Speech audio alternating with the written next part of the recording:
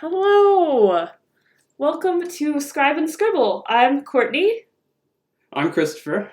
We're the Birnbaums, or Scribe&Scribble. And we are so glad you're joining us today to talk about Jane Austen. I'm a little worried that this isn't going live, so I'm going to roll our intro video and then check on this, to check in with you guys.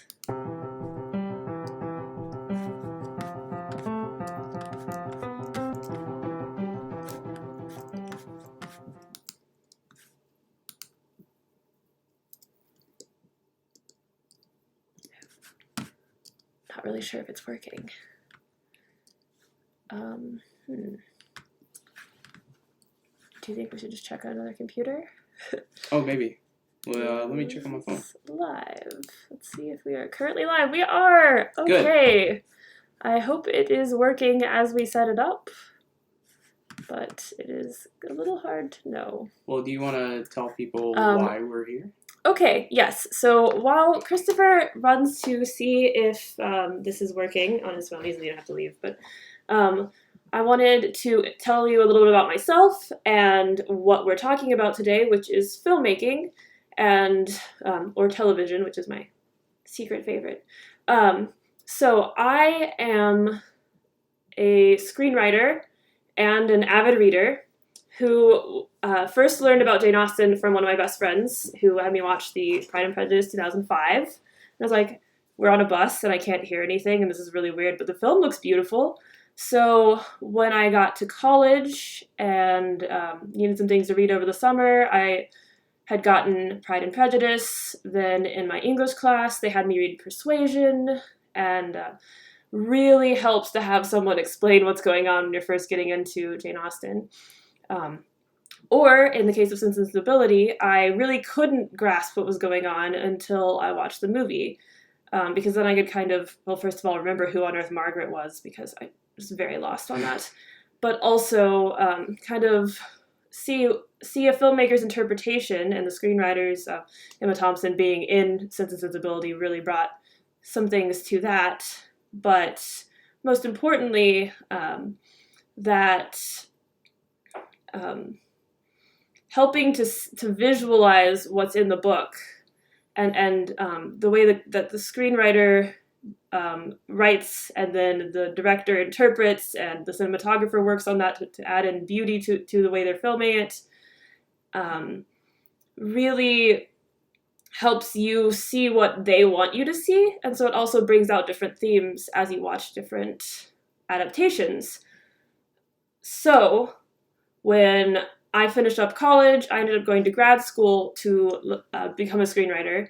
And that's when I started my project to adapt Northanger Abbey to a family children's animated comedy. So that's still a work in progress, but that was what my main project was, my focus was, because I love Catherine, I love the Tilneys. I think that the whole setup is very, very middle school. It really lends itself to a modern interpretation because of what silly problems they get into, and some very serious things. And I think that making Jane Austen fresh for children and entertaining for families all around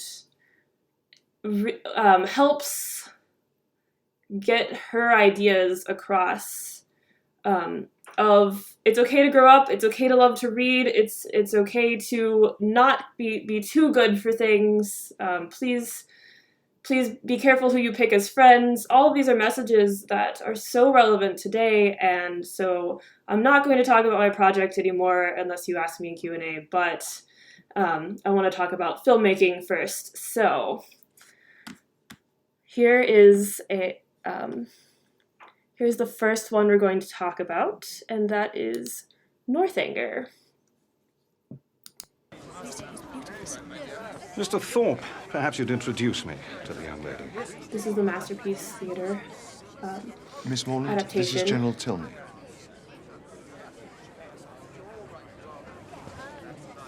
Charming. And as you can see, that Catherine is being introduced to General Tilney for the first time. And they both are using different techniques as they're introducing the general, Henry Tilney's father, to Catherine. So in the first clip I showed, Catherine has been misled by John Thorpe into skipping out on their walk, like their country walk with the Tilneys, because she's kidnapped of sorts, carried off against her will in a carriage to go see a castle that they don't even get to see. And it's very stressful for Catherine because she hasn't seen the Tilneys since that happened, and she's desperate to renew her friendship and to apologize and to make things right. So while she's doing that, John Thorpe is up to no good again and is whispering in the background to General Tilney, because he loves to brag and is saying that that Catherine is super rich and whoever she marries will be a lucky man.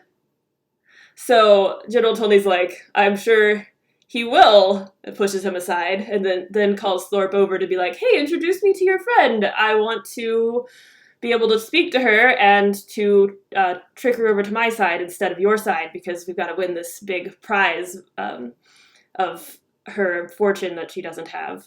For my son. Yes, right? yes, yeah, he's not going to marry Catherine, thank God. So the way the film shows this scene compared to the 80s version, that's in their home, and I'll get to that in a minute.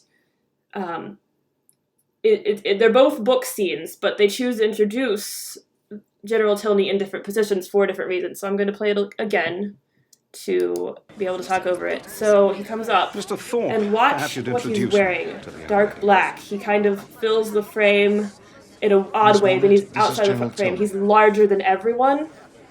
Catherine is in between the Thorpe and Tilney Charming. situation with the Allens in the back.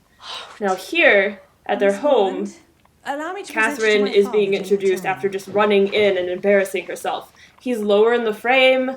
He's centered. He's wearing red. He's much more polite. He's not sinister looking. I cannot believe So- that you have And the whole anything to be scene sorry is for, so Miss much Morgan. lighter. Yes. Can you, Miss Morgan, be prevailed So on? you guys will have to excuse. I To have quit several this- clips from Northanger lined up in a row. So the second scene here, the 80s version,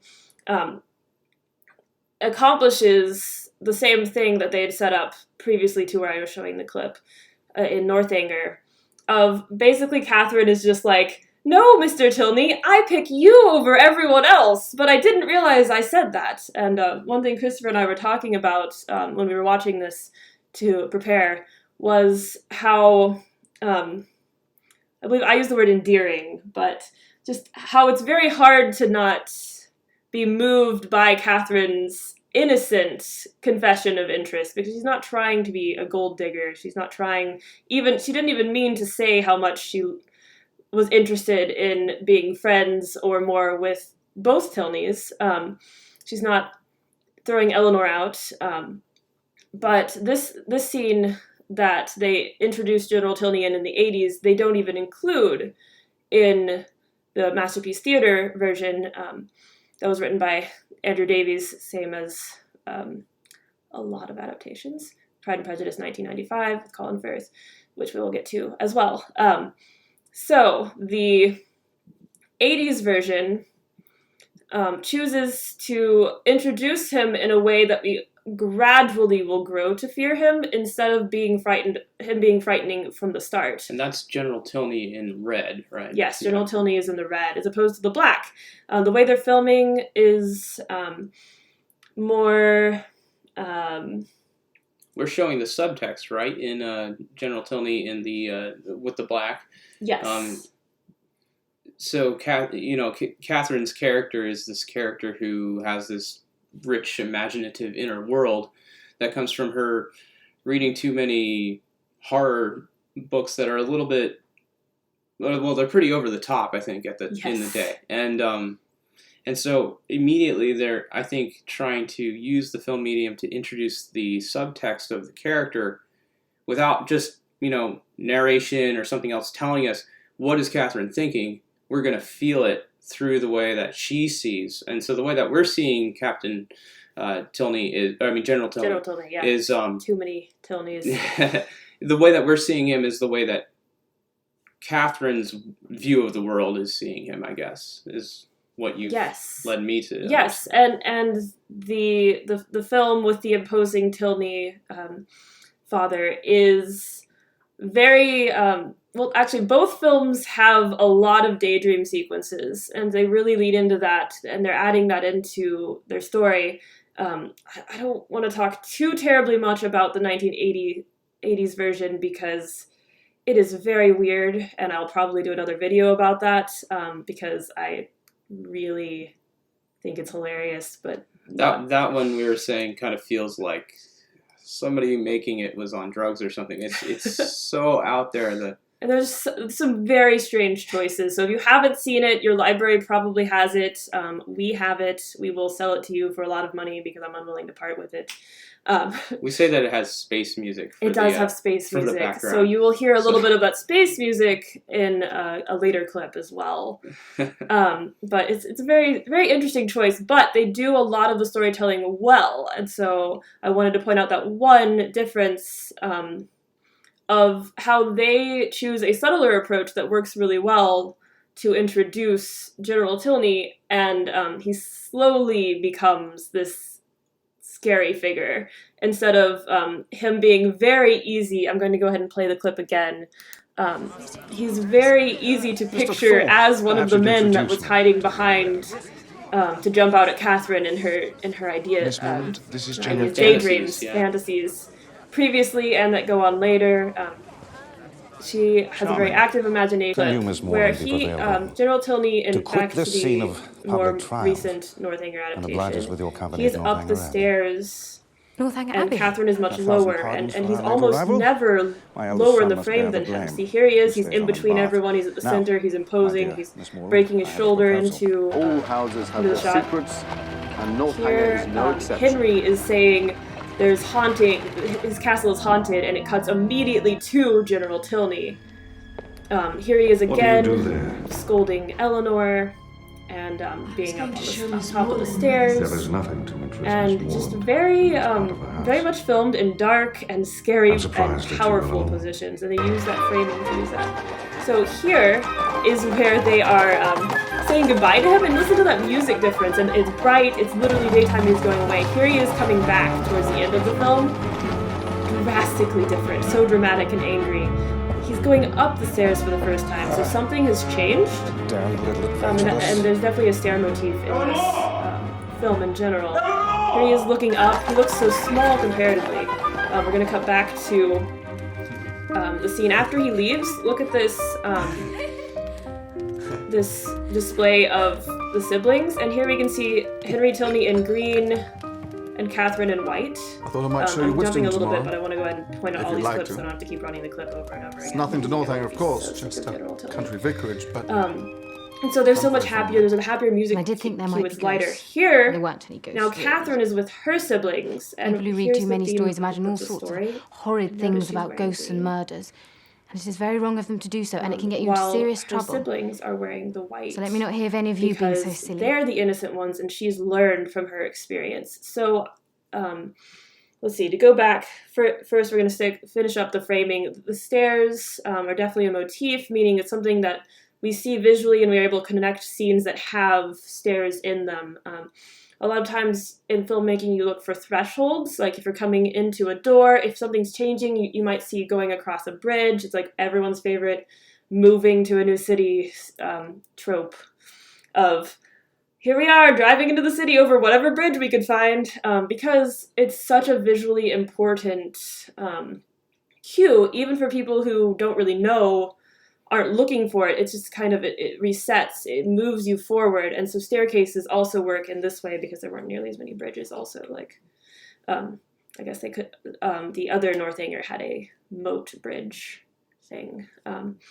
Let's see. The music is a lot more thoughtful in this adaptation where you get cues. There's, I did not pull a clip of this, but there are some moments where the music really helps to sell the emotional connection between Catherine and Henry. There's some sweet moments with Eleanor and Catherine. It's really the most obvious one is General Tilney leaves and everyone is so happy and the world is happy and Catherine gets to do a lot of fun things. Eleanor is released because I feel so bad for Eleanor, especially with this father. He probably ruins all their family photos by getting really big up in the frame, and Eleanor has to be in the back, way back there, because he's so imposing all the time, even family portraits. But in seriousness, I think this film does a very good job of using what they're trying to tell in a story. So to go back a bit, more generally, not generally Tilney, but each film adaptation or television adaptation or web series adaptation, which I unfortunately won't have time to get to today, has certain parts of the story that they want to tell, and so they approach it with those goals in mind, and a successful adaptation will be able to convey those visually and with dialogue and with plot and casting if they need to. So when we're looking at this particular Northanger, the more modern Northanger, they really wanted to drive home Catherine's growth from innocence and her white outfits and her ridiculous daydreams. She wants to be kidnapped and rescued, but mostly kidnapped. So, and then when she's kidnapped by John Thorpe and taken out of town, she's very upset. When she's thrown out of her house, or not her house, but the Abbey by the Tilneys, she's horrified, and but she returns home and is changed, and there's a visual change in what she's wearing. She's now tied in with Henry Tilney because she's wearing green. She's seeing herself as more of a supportive older sibling, like Henry, and it's also just the way the whole coming home scene is filmed. Once she's arrived home, it's no longer scary. It's much more stable. I really like the way they handle Henry's proposal and things. I didn't want to ruin the whole film for people who haven't maybe seen it, but again, I think you knew you were going to get into some spoilers, so I'm sorry. That one's worth watching, though. I think it is, it takes some liberties in the story and stuff like that, but I think it does a good job of, most of Jane Austen's characters have very rich inner lives that are explained in the narrative of the book. But that's such a challenge of these adaptations, right? Of turning the inner monologue and the omniscient narrator into how do you communicate that visually, and a lot of the choices here, and Catherine's change of colors, every scene that General Tilney's not in seems so much lighter, and even the chase scenes with Thorpe where not chase, but like they're on that carriage together, and Thorpe has basically, accosted her, Catherine, and he certainly tricked her. It's still very light, they're outside and stuff like that. Things aren't so cramped and closed in, but whenever General Tilney's in there, it's very cramped, it's claustrophobic, she feels like she's up against a wall. They're portraying some of that horror, that gothic horror that she loves and that she's a little bit too obsessed with and fantasizes about, and I think flipping that too, because Thorpe, she's not technically in a claustrophobic area, it's not dark, but she is being accosted and held against her will, which is so in contrast to the way she fantasizes about it. It's like, when it's real, you don't like it, Yes, and the film is able to make us feel like, did he murder his wife? He's pretty scary. I don't know what's going on, but it's easier to jump to conclusions with Catherine when we've been visually clued in the whole time. And Jane Austen's writing really is so delightful to reread because you go back and you see what she's layered in, and that's similar to how these adaptations, when done correctly, can really translate that visually to be just helps you be like, it was there all along, and then you realize it was not there all along, and I got caught up in what the protagonist was seeing. Similar to Emma, Similar right? to Emma, yes. Where we see so much of the world. I think Jane Austen's really clever, and she doesn't quite let on how much of the world we're seeing through the eyes of the protagonist, and so you start to believe Catherine's point of view because you don't necessarily know that it's her point of view, and especially with Emma, I think that's very true, right? Yes, yeah.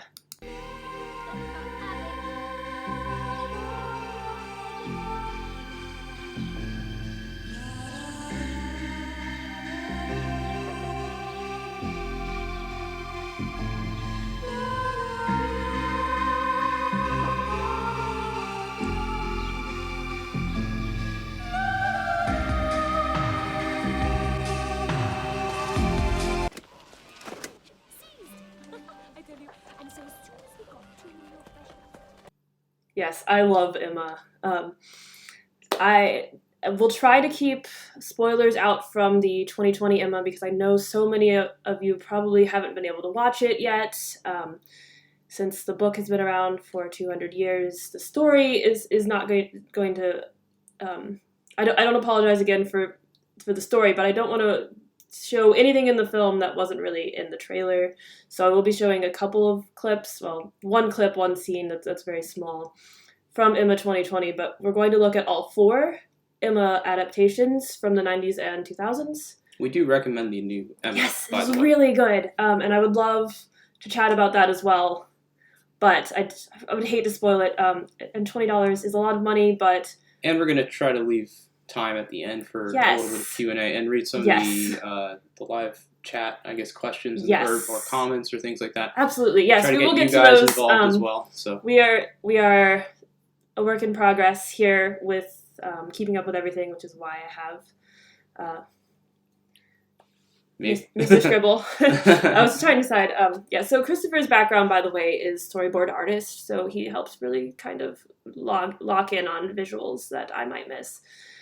For all films. So I'm learning to appreciate Jane Austen, mostly through her, although my father was very into Jane Austen as well. And yes. I really appreciate story and storytelling. So obviously that's a huge part of what makes Jane Austen so great.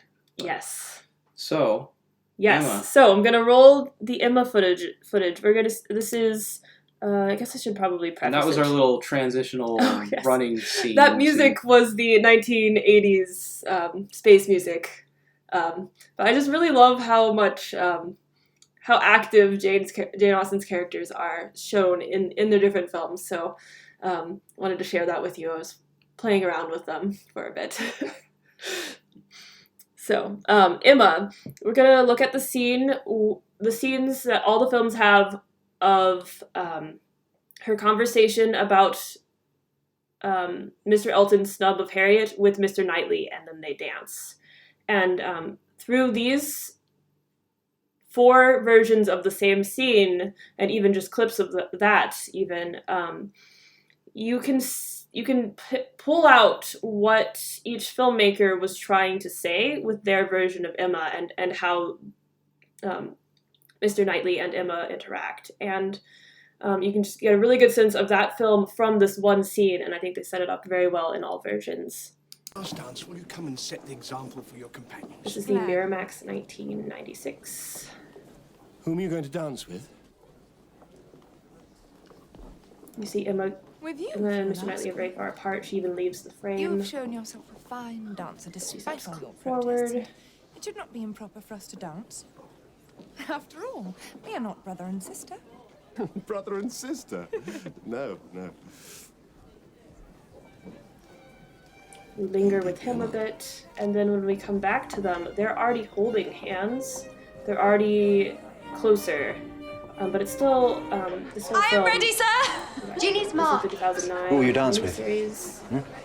Why you? If you will ask me. There are a lot of medium shots. They're closer, and it makes it feel like they're talking together. But background noise reminds Will me you of dance, dear? take the hand. And I'd even call those at least medium close-ups. Yes, yeah. Definitely getting a lot closer than that other one shot. Thank you This is the for your kindness, Harry. 2020 version. We're zooming in, but we're pretty far out because they're He was trying to unpardonably resolve rude, some of the tension. and he aimed at wounding more than Harriet. I was completely mistaken in Mr. Elton. And then it comes There is a in littleness very about close. him which you discovered and I did not. And it's a very intimate scene. There's not a lot of You lead would have room. chosen for him Here comes Mr. better Knightley turning towards than he's us, chosen and for then himself. there's a conversation that I'm having. And here comes an interruption. and Set your it's very- companions an example. They're all lazy.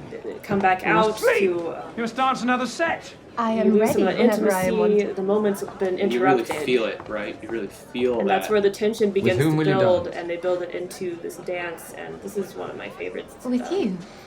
Sections of this film, and it's just If you will ask me. really shows You've what they're shown that you trying can to dance, bring. and we are not in this really new so much brother and adaptation. sisters to make it improper. But see, we've got really close. They feel like their faces are nearby, and here they are, skin to skin. There is a littleness touching. about him which you discovered and I did not. On this Well, in my one, turn, the I'll Kate admit, Beckinsale 1996 I underestimated Harriet Smith. version. She has some first-rate qualities which She's Mrs. talking to Elton is Mr. Knightley, totally kind of already near the dance floor. An unpretending, single-minded, It artless is girl. close. It's over the shoulder. Infinitely to be preferred We by any see man of both sense of and them taste to in such a woman each as shot. Mrs. Elton. You get the Come, Miss connection. Woodhouse. Miss Ottley, Miss Smith, what are you all doing? Come, Emma, set your Interruption companions the isn't example. as tense. Who will you dance Here, with? it's more of If you just will ask me. a catalyst to get them to dance together instead of a Indeed I something will. was interrupted. I have but seen how became well you something dance else. now. And we're not so much brother and sister as to make it improper. Brother and sister? No, indeed. You can see his delivery of not brother and sisters. Very different from the other two. The 2009 version doesn't even have that. So, let's see, I'll just go down in order. When we look at the Miramax version from 96 that we first watched, they're outside, they're alone, but they don't feel alone because they have that window which provides some structure to the frame, but it also shows the party, it gives us the setting. The nice thing about all of these scenes is we can drop you in them and you can figure out what's going on because of the way that it was shot. I would say that both 96 versions are not nearly as intimately shot. They're not as close framing wise throughout the whole. And so if anything is close, there's a scene where Emma and Mr. Knightley are doing archery, and we have a very close shot up on their faces, but individually. And so there's just not the same intimacy as you see in the other films, because it's more looking at Emma. It's showing Emma in a different way than the other adaptations. That they're all telling a story faithfully and do a great job of portraying these characters, but they do it in a different way, and it gives the whole story a different feeling.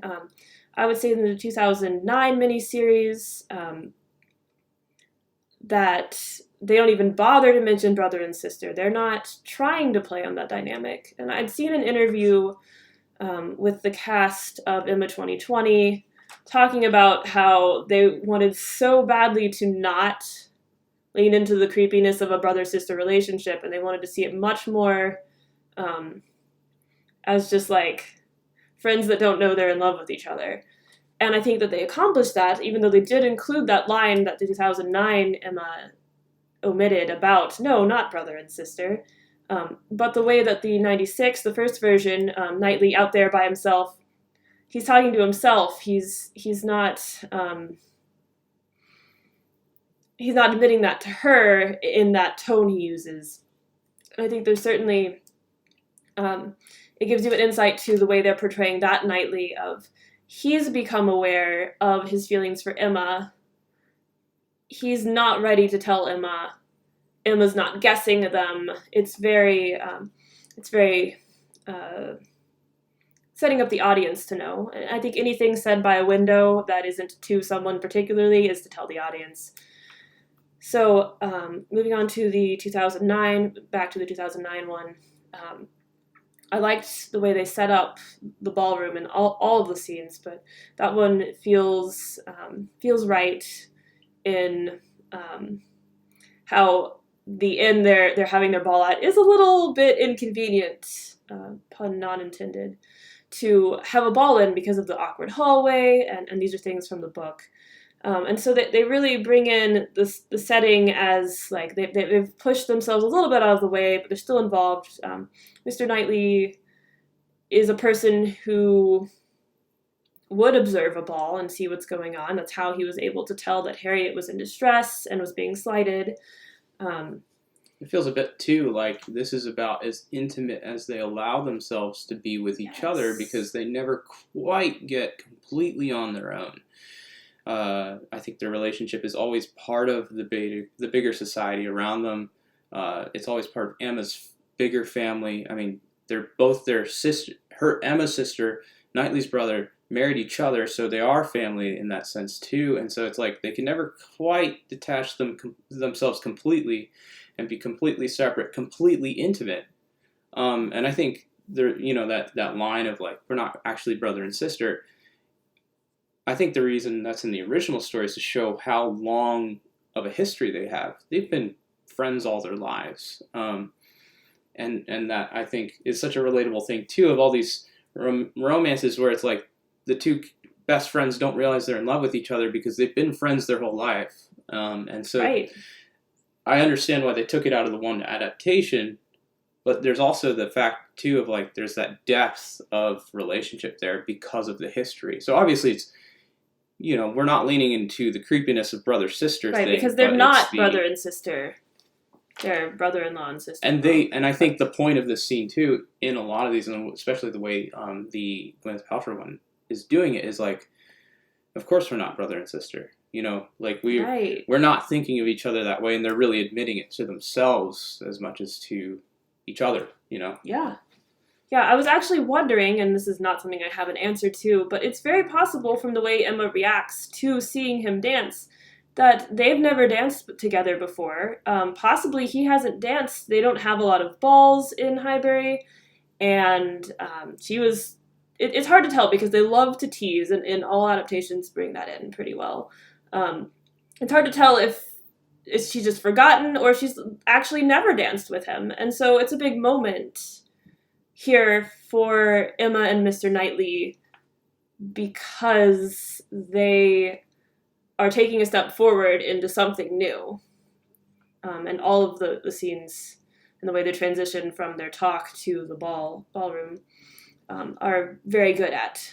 And is this the first time in the story that they actually do something specifically romantic where it's like we're specifically pointing towards them becoming a couple at this point? I would say it's something specifically that they've done together for the first time.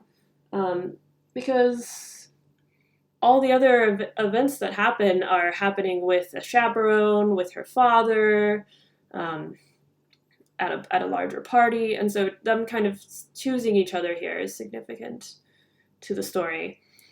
Let's see. So the next one we'd shown a clip for was the 2020 version.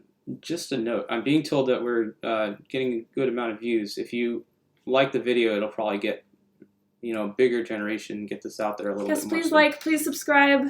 We're going to keep making content, and it's going to be about movies. It's going to be about, whatever you would like.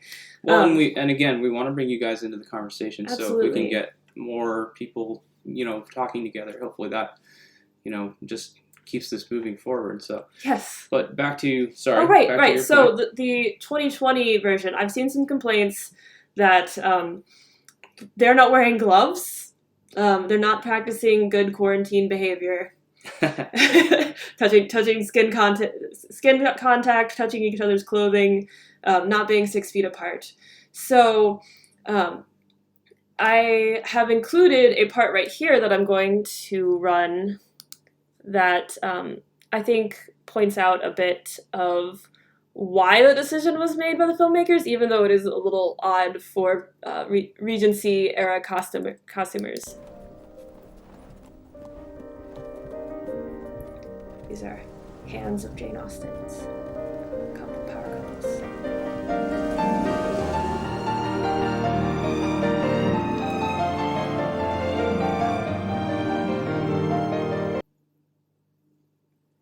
So I love Mr. Ferris, and I'm not going to talk about him this time, so that will definitely be a video later. But very quick shots there from the trailer of Emma 2020 that had Mr. Knightley and Emma with no gloves. They do have hands. And also Frank Churchill with the gloves. And so Frank Churchill and Mr. Knightley are set up as Emma's rivals for Emma, although it doesn't work out that way. It feels that way to Mr. Knightley and to the people around them.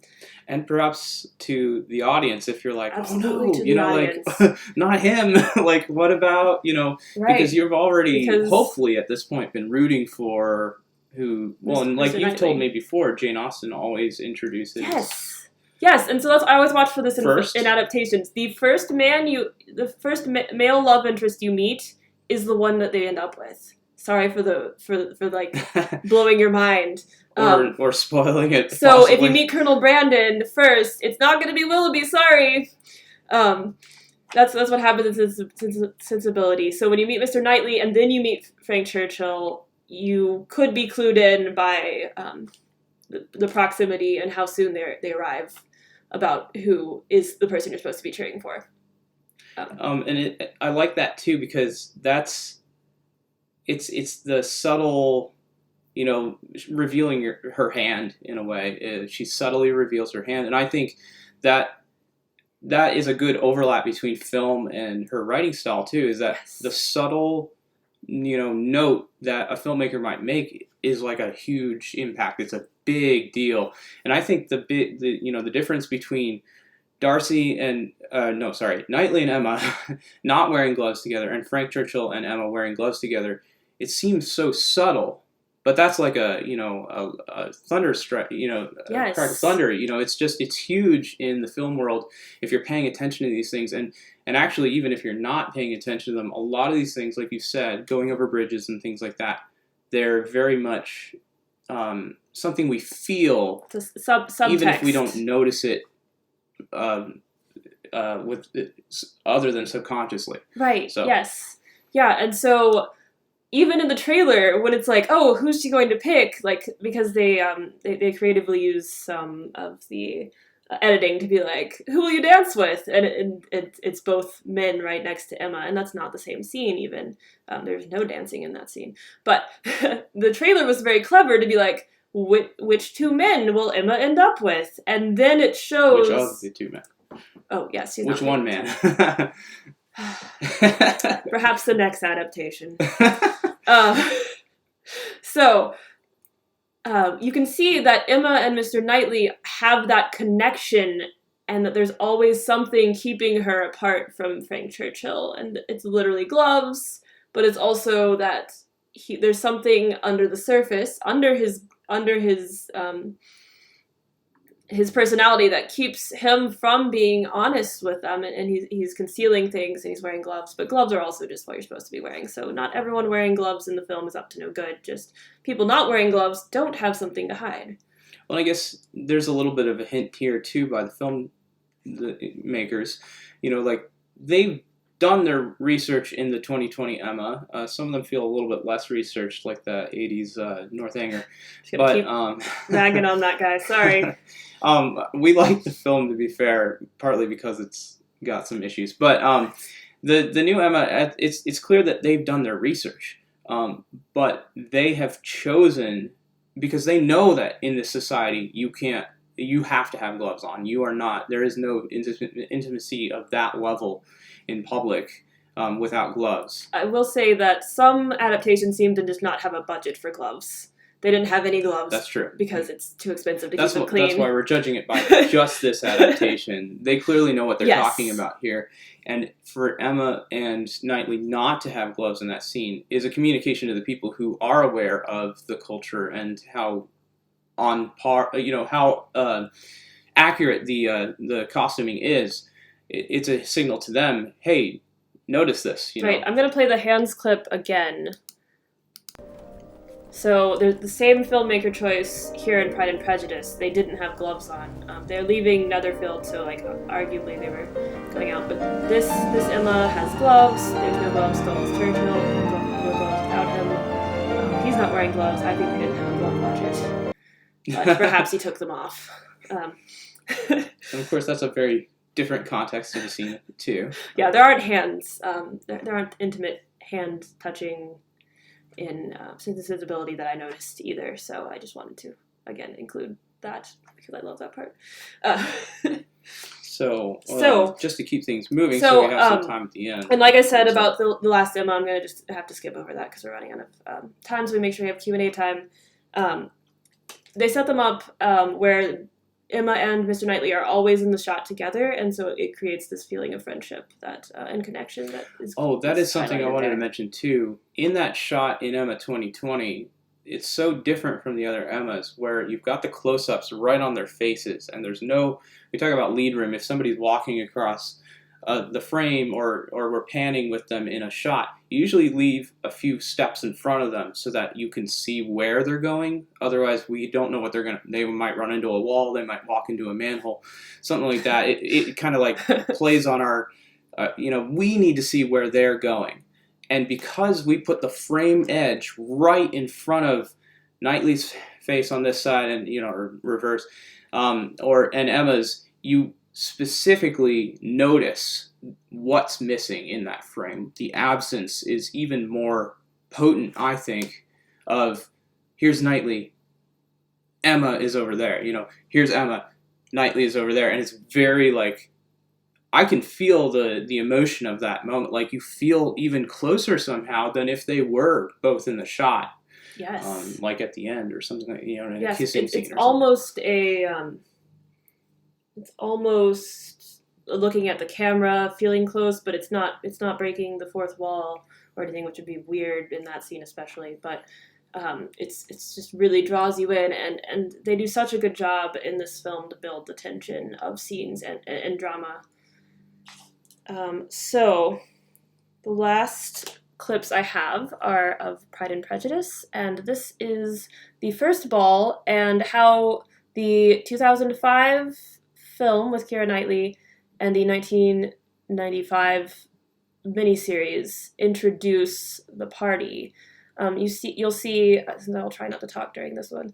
You'll see that we see the Bennets first at the party in 2005, and we come in with Darcy and the Bingleys. Otherwise.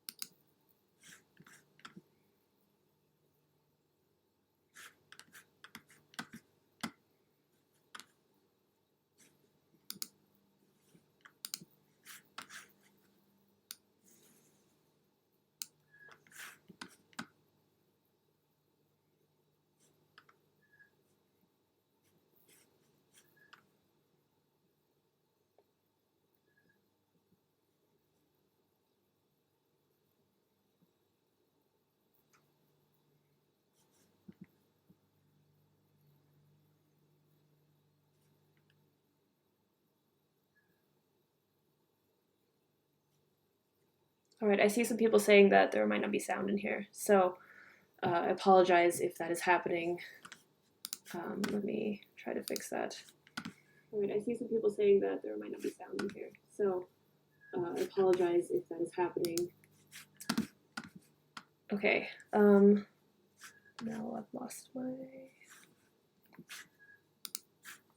Great, okay. So in this, as it's wrapping up, I think that it's very striking how they choose to introduce the family and the party It's actually pretty similar. I think that they go through and find all of the Bennett family members and show you what they're up to, but they bookend it in the 95 miniseries because they have so many more hours to do this. Partly, it's also clearly a choice that with Mr. Darcy and the Bingleys entering the party and joining the assembly. They say in that film that it's the assembly rooms. I honestly never questioned even where the ball was. I was just like, yeah, obviously they go to a ball. So in the 2005 version, there's just so much camera movement. In another ball scene, they have, let's see. Oh, yes, I'm just seeing some comments about that it's easier to not have it at the.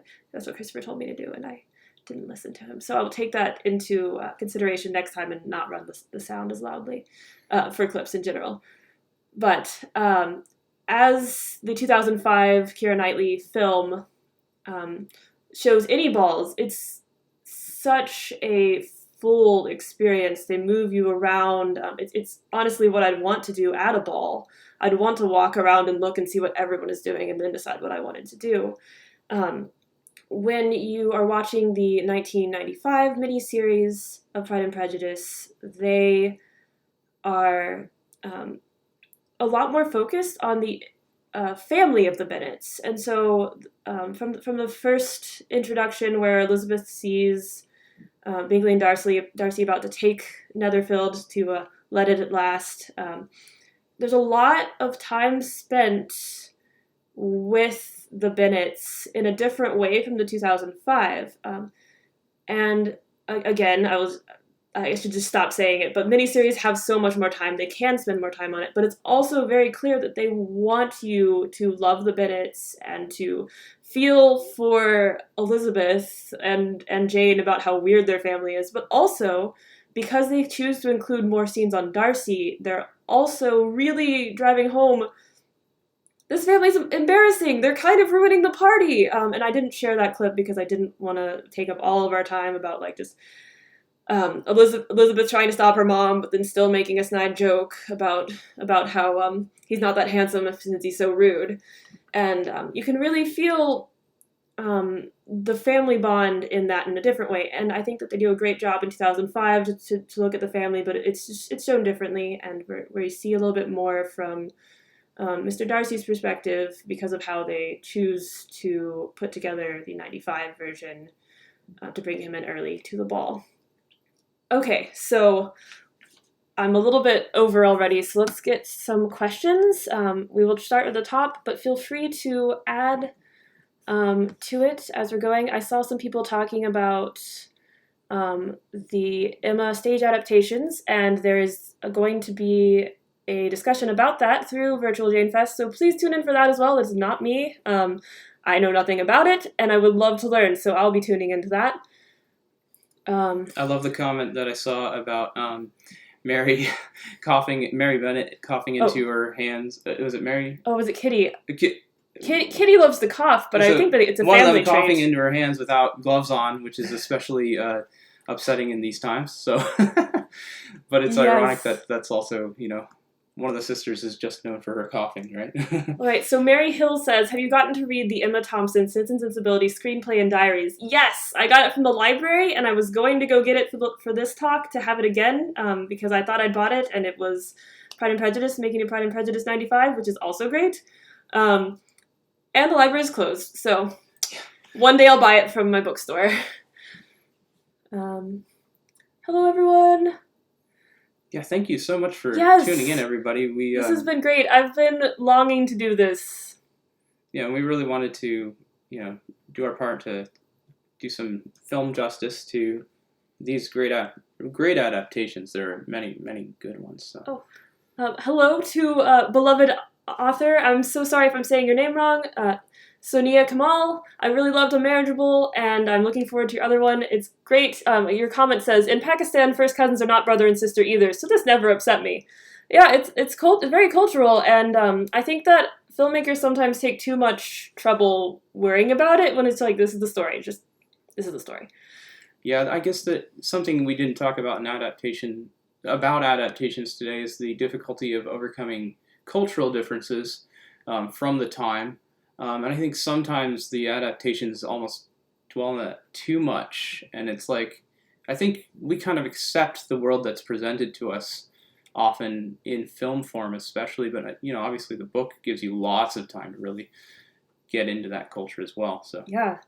Here's a comment. They do play archery together, says Lorraine Davis. When Mr. K asked her Emma not to shoot his dogs. I love how many dogs are in adaptations of Jane Austen. We've got Jennifer's Elizabeth Bennet playing with the dog, and Mr. Darcy's watching her. And we've got Emma taking down Harriet's portrait and putting up a dog portrait.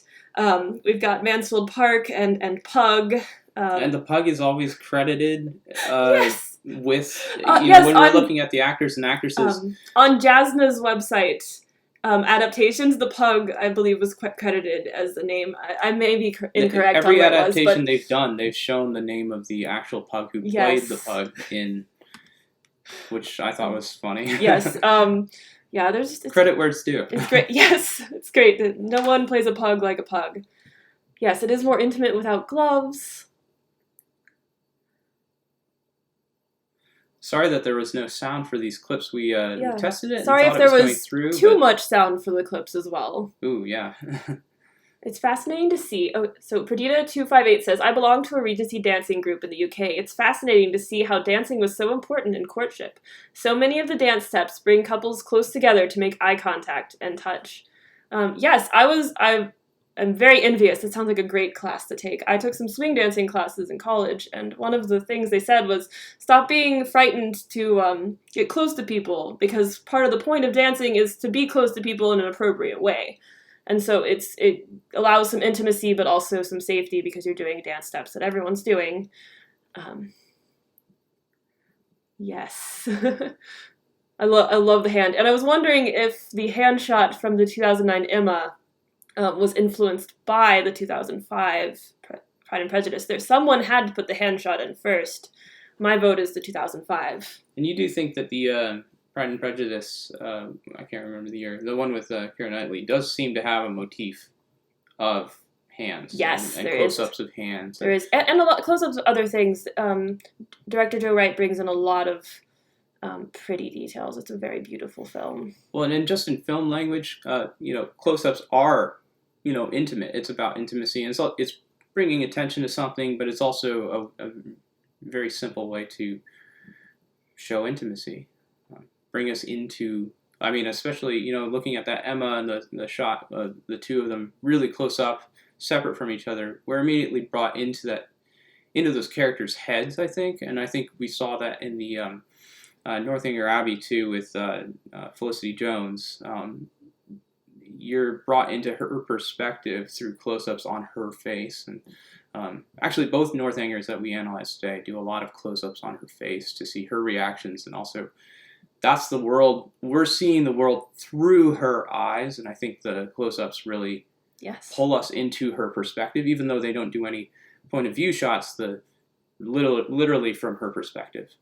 Yeah, they do a really good job of bringing out the innocent expressions of Catherine Morland. Okay, we've got someone that says, may not work for Sanditon to... the first person you meet is the one you marry. I have not read Sanditon, and I unfortunately missed the miniseries, which is why I didn't bring it up, because I'm very eager to catch up on it, but have not yet. I'm going to guess that Jane Austen would have fixed it if she had lived to finish Sanditon. Well, and we still want to look into that one and see the adaptation as well. Oh yeah, we liked Love and Friendship a lot. Everything I've seen clip-wise has been great. Yes, I got to. Love and Friendship is really good. I don't know if that one's an early first protagonist thing. It was not. It was not published until way after her death, and there've been different versions changing it around. And it's but Lady Susan, of course, Love and Friendship being a different book, but Love and Friendship, the movie, being very fun to watch. Oh, thanks, Nina. Hello. Lorraine Davis says, I don't like things that would never happen in the Regency made into plot details. Amen. But that's me. And like, if when I make films, I'll do what I want. And when I'm not making the film, I'll try to see what they're trying to do. But that's a big step for me. That's going to be my character growth into 2020 is accepting adaptations when they're not what I would do. Oh yes, Leah Richmond. When I read Emma first, I was like, Frank is coming into the book at about the same point as Wickham. He might be the bad guy. That's a good insight. Oh yes, I love Persuasion. Wentworth giving Anne a hand up is a great book example, and it's swoony even in text. Yes. I do have. If you stick around a little at the end of the session, I'm going to run one more Persuasion clip because I did not have time to get good insights, so I just have silly ones. So you don't have to stick around, but I enjoyed making this, playing around with how music affects the tone of a scene. I like that point about Frank Churchill coming in too, and George is it George Wickham? It makes me think of one of the major themes of all Jane Austen novels. I think is just people and things not being what they seem, what they appear to be.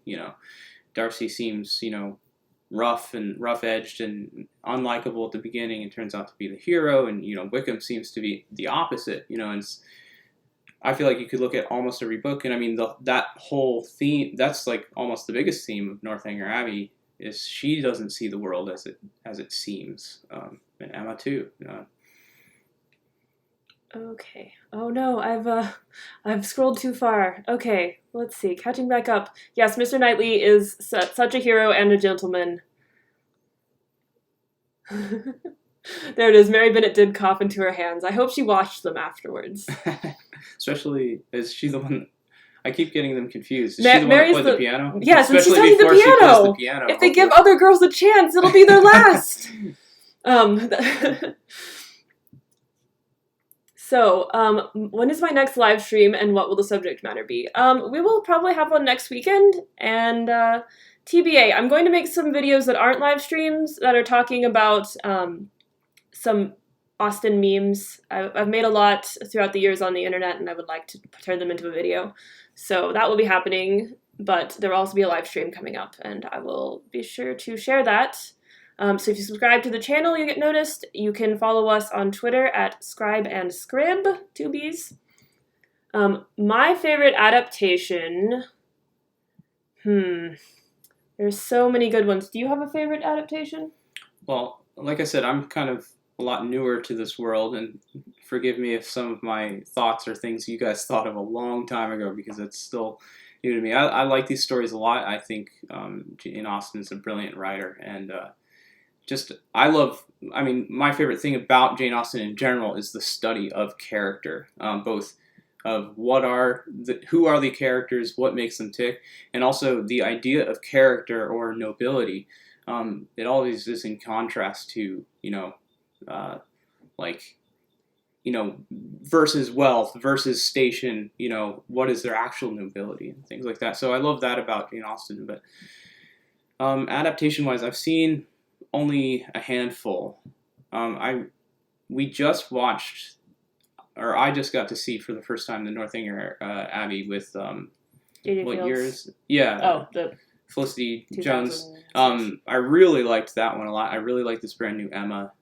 It's hard to pick a favorite. Yeah, I'm gonna pick Pride and Prejudice 2005 just because it's my favorite. Probably it depends on the day, but I could watch that every day and not be tired of it, and I get to watch it and live stream it. Well, I won't be live streaming it, but I'll be watching along tomorrow on that one. So I believe it's on Twitter.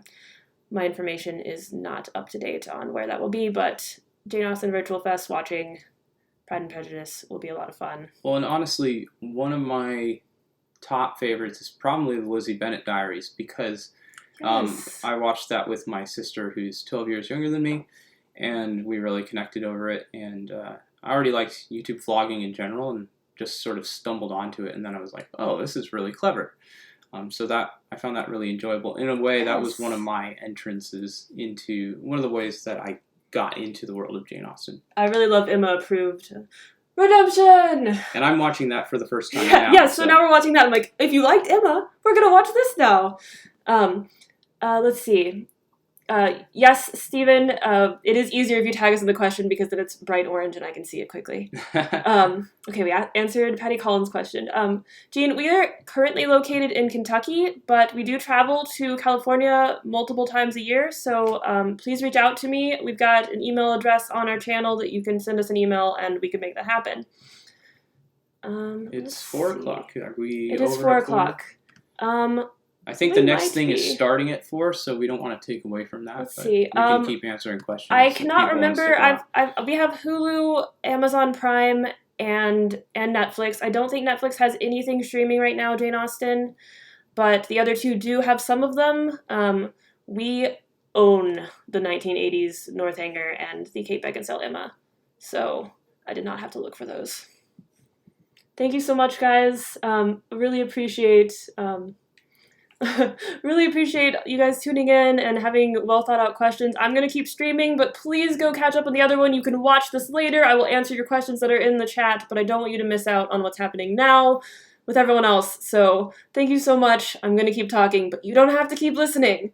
Yeah, and thanks for bearing with our technical difficulties, maybe with my maybe naive thoughts on some of the stories. It's good to have your perspective because you ask questions that are sincere.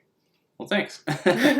But yeah, and we appreciate the kind comments we're seeing in here too, and Yes. just the laughing with us about some of the silly things, and the great characters and the great moments and the the hand flexes and whatnot. Yes, that's exactly what this whole event is supposed to be about, to connect us and help us not feel so lonely. This has brought joy to my heart and our kitchen. So let's see, what do you think of the well-discussed controversy between 1995 Pride and Prejudice enthusiast and the 2005 enthusiast? I have a friend who won't even watch 2005. I love them both. Watch them all. Just clear your whole schedule and just watch the whole thing and then the next one and then start the miniseries over again and you just have a great life. Watch both of them. Let's see. I will always love, Amy Evans says, I will always love the 2009 Emma miniseries, though there are many other good adaptations I like. That it gives the story more time and emphasizes the parallels between Emma, Jane, and Frank. Yes! That was in my notes, and we had to cut it for time. I love, it's a very Pushing Daisies feel for me, the TV show with the narration in some of the 2009 Emma miniseries, but I love that they set up the parallels. It's like, here are 3 players, and we're sending them out to the world, and what happens when they return to Highbury? But Emma didn't get to go out in the world, and how that affects all of them. That might be my favorite adaptation is that Emma, because I think the actors and the characters are so good, and it's just so well done, and I do like, it's long, but I like that we get more in depth with it too. So Yeah, definitely. And I think the romance is especially potent in that one. One of our little bit disappointments with the new Emma is that it feels like it steps on the romance just a little bit because it ups the drama a little bit more. And that's a little bit more... I'm not going to get into details because it's spoilery, but... we will make a video on that.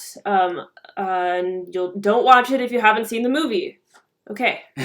I'll say that again when we get to it. And also, if your opinion was that ending was fantastic, that's fine. That's just my opinion. It's like I think I have a different opinion than him. I got really spoiled by that. Yes. The 4-hour Emma. It's because the romance at the end. The is 2020 just so perfect, 2020 Emma has a different point in the perspective, which we will talk about in a future video. Okay, Hannah Neville says, Joe Wright said he put in close-ups of Darcy's hands as a reference to it being the end goal for these women, the hand in marriage. I like that. Oh, okay. That's a great point. What do you think of Emma's continual eye-rolling in the Romola Garai version? Drives me crazy. I love eye-rolling, but it is a little copious. There's a lot in the new one, too. It's just, Emma is an eye-roller. But perhaps maybe not that much. Okay, yes. Yes, we have another comment from Marnie about the Joe Wright hand. Yes, okay, so I love the use of windows and framing in Ang Lee's Sense and Sensibility. I think that had a huge influence on adaptation's sense, showing women in confined spaces, roles, and choices. Yes. Yes. Okay, what did you think of Love and Friendship, Lady Susan? We did answer that a little bit. We love it. I was able to talk on Twitter recently a little bit with the director because he saw that I was live tweeting it and sent some of my tweets to the actor who plays yes, James. Yes. Sir James Martin. Perhaps Emma was concerned that Sir James Martin and Harriet's Mr. Martin were relatives, and that's why she really disapproved of him. Because that guy's not all there. But yeah. Mr. Martin would totally know what peas are, so you gotta respect your farmers. But yeah, we certainly enjoyed Love and Friendship. We saw it in theaters, and we also watched it recently when it came on streaming of some sort. I think it's very well done. Have you read Lady Susan? I'm not familiar with the original unfinished work. I have it sitting over there, so I've not gotten to that pile yet. Yes, she has a lot of books from the library and other places. So. It's a serious problem. All right, I've missed one. Let's see. Okay, yes. Bridget says, one other thing that interests me is the recycling of actors. The woman who plays Mrs. Allen played the main character in Mansfield Park. I didn't realize that. Yes, it's like they find any man who's willing to be in a Jane Austen adaptation, and they're like, that man's a Jane Austen man, get him for the next one. They also recycle wardrobe, like their costuming, and that's fascinating to me. There's some really good blogs on that. I will try to put some links in the doobly-doo, I'm not sure what to call it, below the video, so I will update that with some links to whatever we've talked about. Let's see. What do I think of Lost in Austen? I was horribly disappointed by Lost in Austen, but I did not see the full version. I saw an edited version, so I'm willing to give it another shot. But it's under my list under all of the books I have piled up, so it's probably not going to happen soon. But maybe if someone has a convincing argument, please share it, and I will give it another shot soon. Yes, Kate Beckinsale has been Emma and Lady Susan. I like that comment about, I think it's Gail. She says that Keira Knightley, Pride and Prejudice, does something only film can do. When Darcy and Lizzie dance, they are the only people in the room. I think that's a good point. You can they like to do that in film, right? They drop away every background element. Sometimes literally you're in space and in blackness, either as a couple or as one person for different effects. Sometimes that's romantic, sometimes that's horror. Sometimes it's humor, like in Scott Pilgrim vs. the World. And that is, that's kind of what I thought of when you were saying that. Yes, but only film can do certain things, and only books can do certain things, and that's why that's why we have such strong opinions, not we, but we have such strong opinions about our adaptations, because there are things that the book tells that the movies can't, and there are things that movies add that are good or bad or just different. I'm seeing other people agree that they love character studies. Yes, okay, we've got some more content on some relations in actors and actresses and roles across. Oh, good. I'm glad. Yes, Carey Mulligan is in. She's Kitty Bennet in the 2005 Pride and Prejudice, and she is Isabella in Northanger Abbey. Okay, says Lost in Austen is awesome. Cool. Well, I'll have to look into that. Let's see. Yes, I agree that the 2005 Pride and Prejudice is a filmmaker's one. That's why it was the first one they showed me to try to trap me, and it worked very well. Seeing lots of love for Lizzie Bennet Diaries. Yes. It's super important. Emma approved is so good. I'm seeing too. So far, I like it a lot. I think we're Yay. like 11 episodes in. That's for great, Barry. my I'm first excited watch. to excited that Pimberley Digital will be talked about because, yes. Okay, Canadian Netflix has Pride and Prejudice and Sense and Sensibility. Mansfield Park is on Netflix. You were right. That's where we watched it. Okay. There we go. Thank you so much. Thanks for being here. Okay, Netflix has the Gwyneth Paltrow Emma. Oh, it's back. Good. Oh, good. We have that one too, so I hadn't looked for it in a while. Okay. Librahawk says, one of my favorite things about Northanger is how Tilney is the trustworthy and Reeds is more feminine. He understands muslin. While Thorpe is untrustworthy, deceitful, and exhibits more masculine. Yes. Yeah. Tilney cares about people. I love his speech in the book about how men and women are both bad at writing or good at writing, depending on who the person is, with grammar. But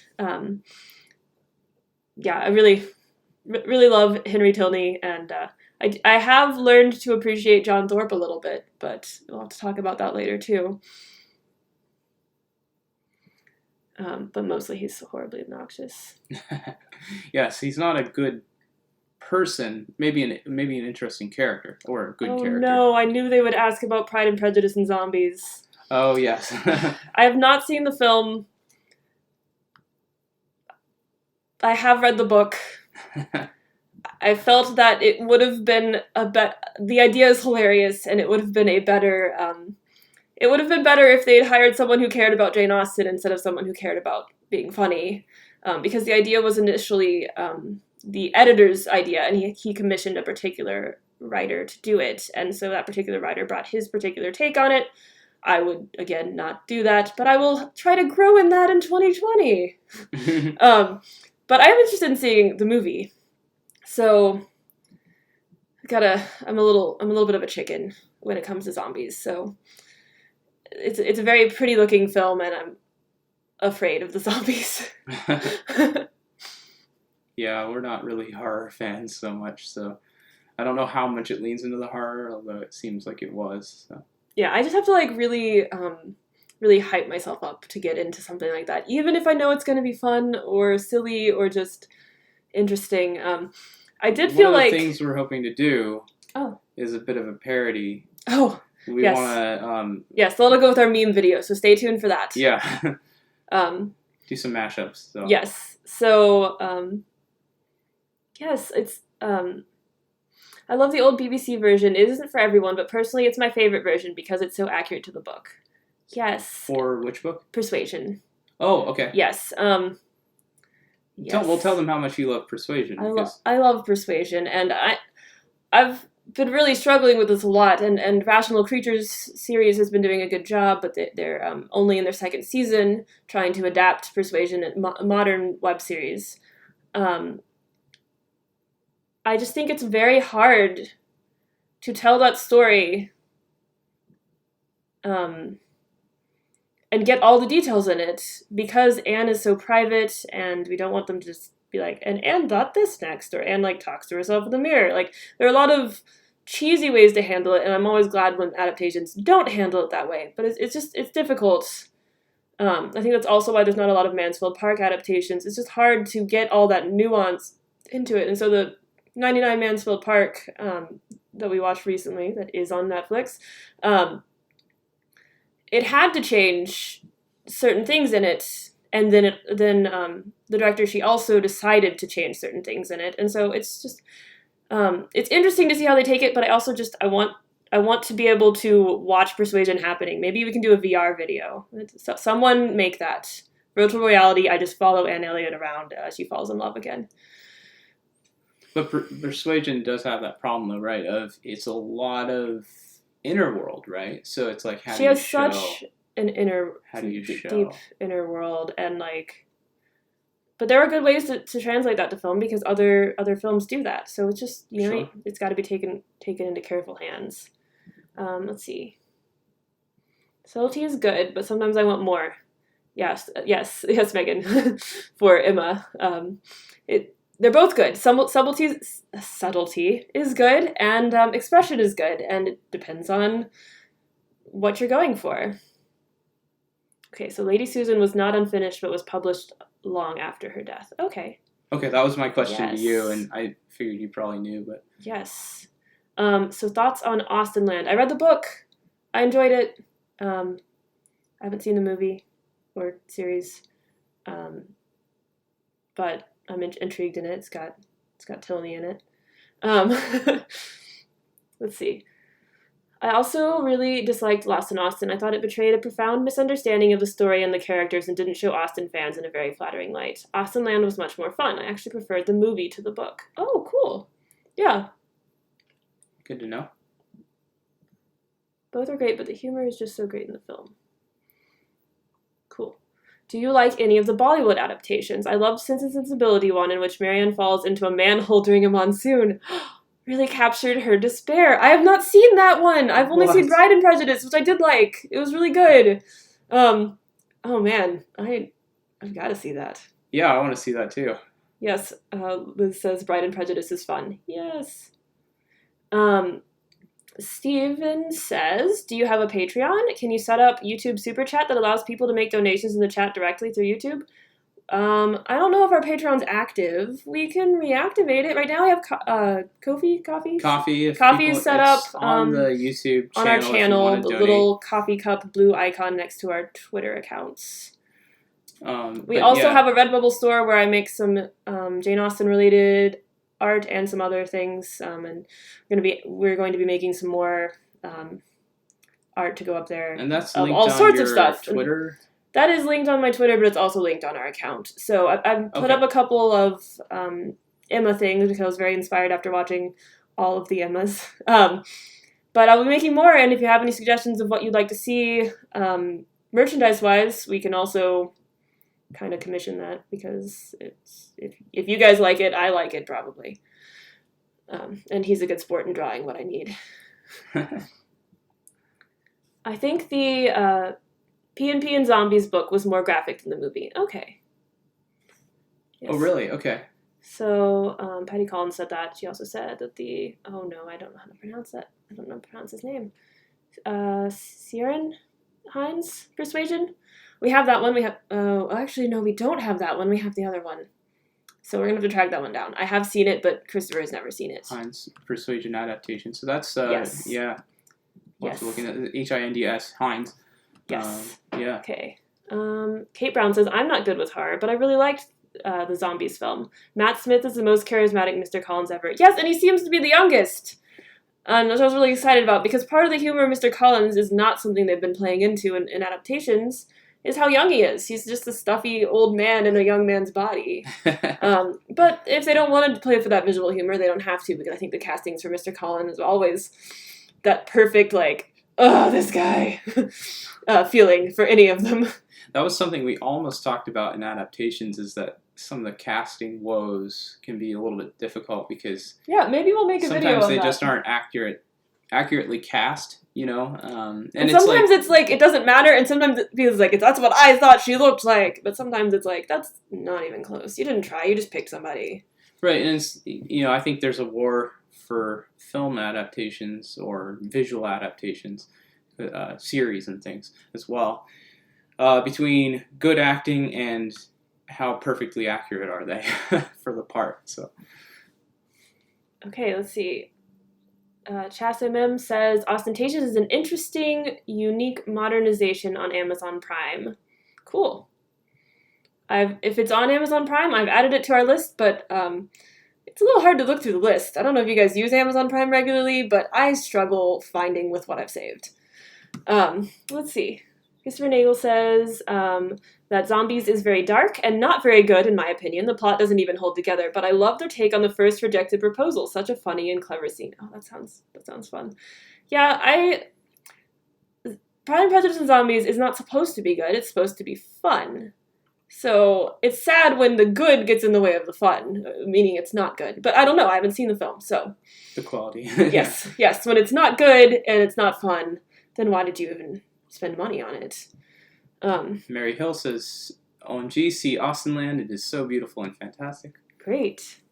Carrie Anderson said, virtual reality Austen in general, I feel would be so good. Yeah, we'll get our friend who makes zombie games to get in on that. VR zombie games, yeah. Yes. Maybe they could start. Yeah, so if you like horror, PNZ. we know a guy. But yes, the earlier Mansfield Park is at least better than the Billy Piper version. Yes, I need to track down the earlier one. I wasn't sure how I felt about the Billy Piper one. The Bollywood SNS is called... I have found it, and it's wonderful. Cool. Yep, we'll be looking for that since I love Sense and Sensibility. It's difficult to pronounce. Kieran Hines. Okay. Thank you. Oh, okay, cool. So Good. that persuasion, brilliant. Great. We have a lot of stuff to look into. Yes. I'd love to hear more of your thoughts on the difficulties in adapting both Mansfield Park and Persuasion. Great. Well, I think I would be kind of making it up right now, so we'll make a video on it after I've seen these two adaptations that I've missed of Mansfield Park and Persuasion. Yeah, we're definitely interested. Persuasion is the first one I've read of Jane Austen, and I think it's your favorite book, you said. Yeah, of the Jane Austen. It depends, because any one I've read, I'm like, this one is my favorite now. Like, whenever I go back to read one, I'm like, yes, this one is my favorite. So I have 7 favorite Jane Austen novels, plus her other works. Okay. Ostentatious is also free on Tubi. It is incomplete. I personally wasn't a fan because it just felt disjointed, like they stuck a bunch of random things from the Austen books into a series. Okay, yes, I do remember hearing about it now that I'm... Yes. It's... Maybe one time I'll also talk about television series, because it's so hard to be able to make what you want and make all of it. So, alright, I've promised you guys a video, and hopefully it has sound. This is yeah, it should have sound, but if it doesn't, then it won't be funny. So, but it's on your Twitter. Yes, it is on my Twitter. So find me at Harmonica Cave on Twitter, and he is Scribble Addict. And we also have our Twitter account for this channel that will be more active on moving forward now that we've launched this off with you guys. That is Scribe&Scribble, 2 B's.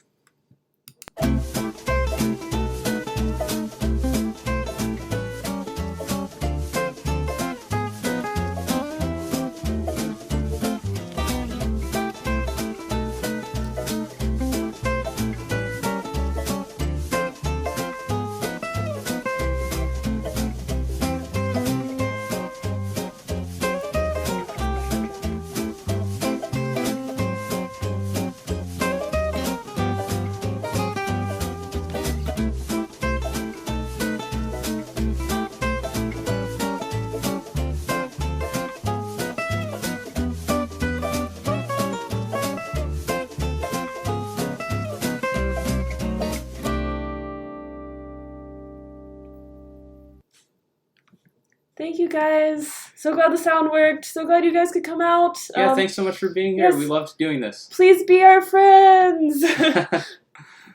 See you next time.